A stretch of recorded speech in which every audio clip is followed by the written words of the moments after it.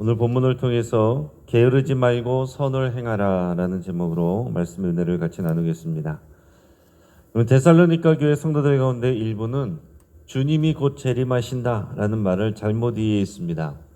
그래서 일상의 모든 책임을 내려놓고 일도 하지도 않고, 그리고 교회 안에 있는 다른 성도들의 도움만 받으면서 그렇게 살았습니다. 심지어는 남의 일에 참견하면서 교회를 또 피곤하게 만들고 혼란하게 만들었습니다. 과연 뭐가 문제였는지 우리가 곰곰이 생각할 수 있게 바랍니다. 잘못된 재림 신앙에 문제가 있었어요. 데살로니가 교회 성도들은 주님의 재림을 현실 도피의 핑계로 삼았습니다. 그래서 말씀드린 것처럼 일하기를 멈췄습니다. 다른 이들의 수고에 의존하면서 사는 사람들이 있는 거예요. 그러나 여러분, 신앙은 현실을 도피하는 것이 아니라 현실 속에서 더욱 성실하게 사는 힘을 주는 겁니다. 우리 건강한 종말론도 마찬가지예요. 건강한 종말론은 일상을 도피하는 것이 아니고 더욱 그 일상을 성실하게 사는 이유가 되는 겁니다. 어떤 사람이 주님이 곧 오실 테니 직장도 그만두고 나는 기도만 하겠다, 그렇게 했을 때 그럼 그 사람의 가족은 어떻게 살아갑니까? 자녀는 누가 돌보고 생활은 누가 책임지겠습니까? 결국 그 신앙은 하나님을 빙자한 무책임한 행동이 되는 거예요. 사도 바울은 사도로서 교회로부터 생활비를 받을 권리가 있었습니다. 그러나 데살로니가에 왔을 때부터 그는 일부러 자기 손으로 일을 하면서 복음을 전했습니다. 이것은 다른 성도들에게 본이 되게 위해서였어요. 또 부담 주지 아니하고 그러면서도 일하면서 복음을 전하는 그런 본을 보이기 위해서 그렇게 한 것입니다. 교회 역사 속에서 많은 선교사들이 바울과 같은 삶을 살았습니다. 예를 들어 우리 한국에 온 언더우드 선교사는 복음을 전하는 동시에 교육과 의료를 통해서 직접 사람들을 섬겼습니다. 말씀뿐 아니라 삶으로 본을 보인 것이죠. 우리가 가정에서 살아갈 때도 그렇습니다. 부모가 아무리 건강하게 살아라, 성실하게 살아라 말을 해도 본인이 게으르면 자녀가 따라오지 않습니다. 말이 아니라 삶의 본이 자녀의 마음에 또 새겨지게 되는 거거든요. 사도 바울은 게으른 자와 교제하지 말라 이렇게 권면합니다. 오늘 14절 말씀 같이 한번 읽겠습니다. 누가 이 편지에 한 우리말을 순종하지 아니하거든 그 사람을 지목하여 사귀지 말고 그 사람을 부끄럽게 하라. 이어서 15절 말씀도 같이 읽습니다. 그러나 원수와 같이 생각하지 말고 형제같이 권면하라. 자, 분명하게 데살로니가에 있을 때부터 여러 가지 말로 권면을 했음에도 불구하고 말을 듣지 않고 게으르게 지내는 사람이 있다면 그런 사람들과 교제하지 말라 이렇게 권면합니다. 그러나 동시에 그를 원수같이 여기지 말고 형제로 권면하라 이렇게 또 표현하고 있어요. 형제같이 권면하라. 자, 교회는요 죄를 덮어버리거나 방관해서는 안 됩니다. 그러나 동시에 정죄와 배제만 해서는 안 돼요. 형제로서 대하라는 얘기죠. 권면하는 것도 또 형제이기 때문에, 사랑하기 때문에 그를 살게 하기 위해서, 회복하기 위해서 그렇게 하라는 거예요. 여러분, 교회 징계가 무자비하게 이루어지면 사람은 다시 돌아오지 않습니다. 반대로 아무 잘못도 지적하지 아니하면 또 그 사람은 해이해지고 공동체는 무너질 수 있어요. 부모가 자녀를 훈계하는 것처럼 사랑의 책망과 품어주는 마음이 언제나 항상 함께 있어야 됩니다. 실제로 어떤 교회에서는 잘못된 길로 간 청년을 위해서 교회 어른들이 돌아가며 찾아가서 밥을 사주고 또 성경 말씀을 나누고 권면했다고 합니다. 결국 그 청년은 회개하고 다시 교회 공동체에 돌아왔습니다. 자, 이런 모습들이 본문이 말하는 그런 사랑의 권면과 징계다라고 할 수 있습니다. 자, 오늘 본문의 내용들을 통해서 우리가 몇 가지 교훈을 같이 나누겠습니다. 먼저는 신앙과 삶을 분리하지 말라 하는 것이에요. 자, 오늘 우리도 예배당 안에서는 믿음 좋은 성도 같지만은 직장이나 가정에서는 무책임할 때가 있습니다. 그럴 수가 있습니다. 그러나 우리가 기억해야 될 것은 신앙은 도피가 아니라 책임이에요.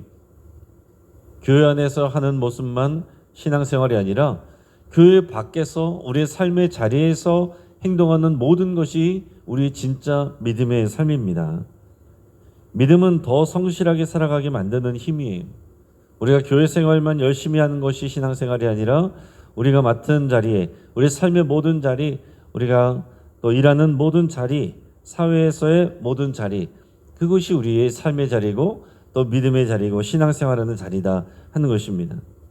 그래서 당연히 직장에서는 신뢰받는 직원이 되어야 되고, 가정에서는 책임 있는 부모와 자녀가 되어야 되고, 교회에서는 헌신하는 일꾼이 되어야 됩니다.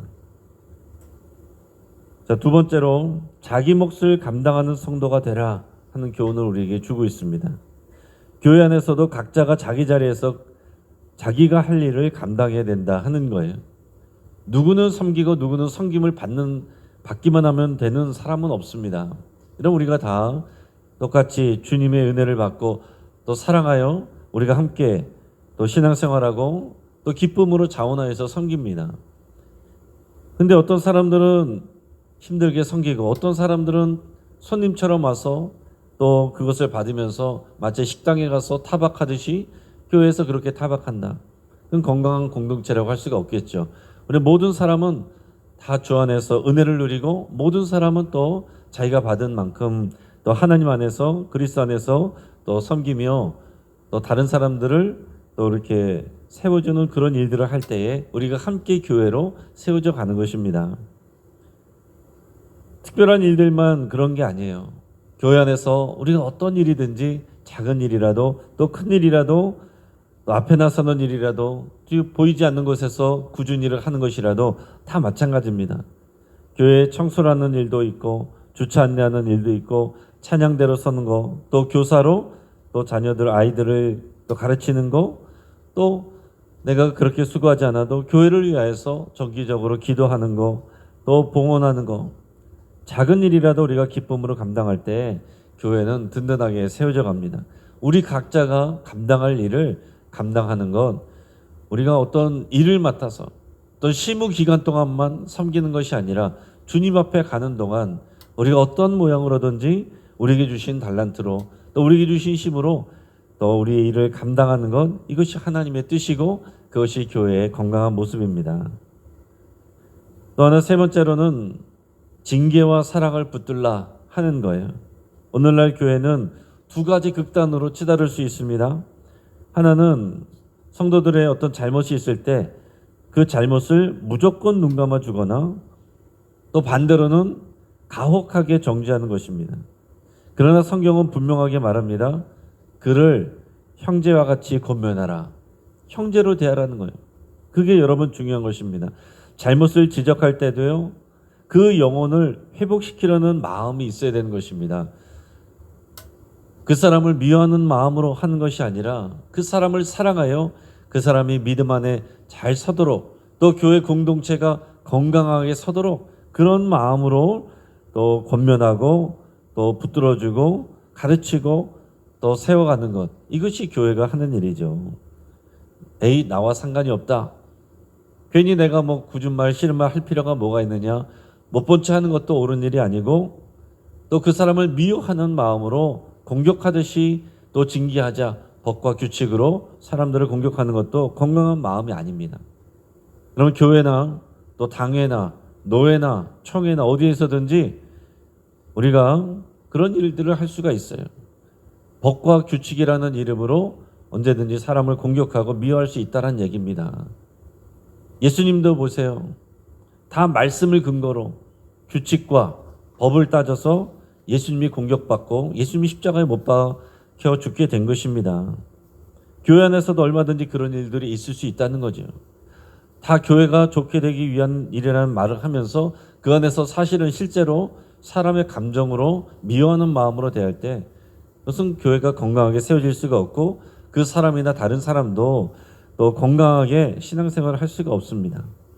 우리는 다 같이 형제를 대하는 마음으로 징계하는 것도, 권면하는 것도, 다시 또 용서하고 회복시키는 것도 형제를 대하는 마음, 또 주님의 교회이기 때문에 대하는 마음, 그 분명한 동기와 목적이 있어야 된다 하는 얘기입니다. 사도 바울은 오늘 본문에서 마지막으로 이렇게 말하죠. 너희는 선을 행하다가 낙심하지 말라. 선을 행하다가 낙심하지 말라. 여러분, 우리는 때로는 선을 행하다가 지칠 때가 있습니다. 또 교회 와서 섬기다가 또 상처받고 또 내려놓고 싶을 때가 있습니다. 또 도망가고 싶을 때가 있습니다. 열심히 섬기는데 아무도 알아주지 않을 때, 또 사람들이 오히려 타박할 때, 사람들이 몰라줄 때, 오히려 오해받을 때 우리는 포기하고 싶을 때가 있습니다. 그러나 여러분, 하나님은 우리의 모든 수고를 기억하십니다. 오히려 그런 속에서 우리가 믿음을 지키고 섬기는 자리를 지킬 때 하나님의 더 큰 칭찬을 받는 거죠. 여러분, 우리는 사람의 칭찬을 위해 사는 일은 아닙니다. 물론 우리가 서로 칭찬해야 되고 또 격려해야 되죠. 그러나 우리가 다 알아주지 못할 때도 있습니다. 그럴 때라도 오히려 그럴 때 사람들이 칭찬받으면 감사를 할 일이고, 또 칭찬받지 못하고 또 오해를 받으면 보이지 않는 곳에서 우리가 수고하고 섬길 때 하나님께서 더 크게 갚아주신다는 것을 여러분 꼭 기억하시길 바랍니다. 여러분, 농부가 봄에 씨를 뿌리고 여름에 땀 흘려 일해도요, 당장의 열매가 나는 건 아니지 않습니까? 가을이 되면 풍성한 추수를 누릴 것을 알고 또 소망하면서 그 일들을 하는 거죠. 여러분, 우리의 선한 수고도 그렇습니다. 지금은 당장의 열매가 보이지 않을 수가 있어요. 그러나 하나님께서 반드시 갚으신다는 것을, 하나님께서 결산하신다는 것을 우리는 알고 있습니다. 그렇기 때문에 오늘 우리가 다시 다짐할 수 있길 바랍니다. 우리가 주님의 재림을 기다리며 그 때문에 더욱 성실하게 우리의 삶의 자리에서 살아가고, 또 맡겨진 자리에서 자기 몫을 감당하고 서로를 사랑으로 권면하며 또 회복시키는 그런 교회가 되기로, 또 우리가 그런 신앙생활을 감당하기로 여러분 결단할 수 있길 바랍니다. 게으르지 말고 선을 행하라. 이 말씀을 붙들고 우리 삶이 하나님께 영광이 되기를 주님의 이름으로 축복합니다. 같이 한번 기도하겠습니다. 오늘 말씀을 붙잡고 함께 기도할 때에 선을 행하다가 낙심하지 않기로 결단할 수 있길 바랍니다. 혹시 또 주의 일을 하면서 또 우리가 선한 마음으로 어떤 일을 하였다가 또 상한 마음이 있거나 낙심하거나 또 중단하고 싶은 마음이 있다면 그 마음을 주님 앞에 다 드리고, 우리 주님이 너의 수고를 다 한다 하시는 그 말씀을 하시는 것을 여러분 이 시간 들으시고, 주의 일을, 또 우리가 맡기신 일을, 우리가 해야 될 일을 또 기꺼이 또 책임지고 잘 감당할 수 있기로 여러분 결단하시기를 바랍니다. 우리가 마땅한 일 중에 중단한 것이 있다면 회복하기로 결단할 수 있길 바랍니다. 그것이 예배이든지 기도이든지 섬김이든지 사람을 챙기는 일이든지, 우리가 마땅한 일이지만은 여러 이유로 중단한 것이 있다면 회복하기로 여러분 결단하시고, 다른 이들을 섬기고 또 감사의 이유가 되는 삶을 살기로 그렇게 여러분 결단할 수 있기 바랍니다. 우리 여러분 신앙생활은 나의 필요만 채우는 것이 아닙니다. 우리가 마땅히 다른 사람들에게 선한 일을 행하는 것, 그 일을 위해서 우리가 구원을 받았습니다. 교회로 부름을 받았습니다. 오늘 말씀을 붙잡고 그렇게 여러분 간절히 기도하시길 바라고, 환우들을 위해서 여러분 또 간절히 기도해 주시고, 또 모든 성도들이 말씀의 뿌리를 내리고 책임 있는 신앙생활할 수 있기를 교회와 가정에서 또 삶의 자리에서 일터에서 또 칭찬받는 그런 삶의 일꾼 되기를 위해서 함께 기도하겠습니다. 우리 이 시간 주여 한번 부르짖고 합심해서 기도하겠습니다. 주여.